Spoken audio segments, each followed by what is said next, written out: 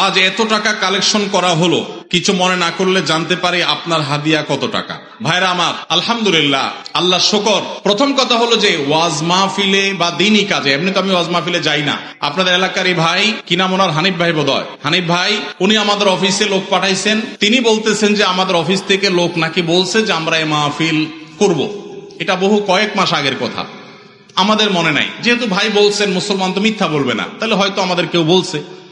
আমরা সেই ওয়াদা রক্ষা করার জন্য আসছি। আসার ক্ষেত্রে আমি হানিফ ভাইকে আমার অফিস থেকে শর্ত দিয়ে দিছি যে মাহফিল করার পর আমাকে কোনো টাকা পয়সা, কোনো হাদিয়া দিবেন না। এই শর্তে আমি আসতে পারি। আলহামদুলিল্লাহ, ওনার সাথে আমার চুক্তি হয়েছে হানিফ সাহেবের কাছে, আমি খাবো না, কোনো হাদিয়াও নেব না। আলহামদুলিল্লাহ, আমি এখানে খানাও খাই নাই, হাদিয়াও নেব না ইনশাল্লাহ। এই চুক্তি করেই আমি আসছি। কোন জায়গায় কেউ যদি আমাদের পথ খরচ দেয় বা হাদিয়া দেয়, আলহামদুলিল্লাহ, আমরা যেখানে মানুষ খুব জোরাজোরি করে নেই। আর যদি কোনো মসজিদ মাদ্রাসা হয় বা দিনী প্রতিষ্ঠান হয়, সচরাচর আমরা চেষ্টা করি পথ বড়াটাও নিজের পকেট থেকে দিয়ে যাওয়ার।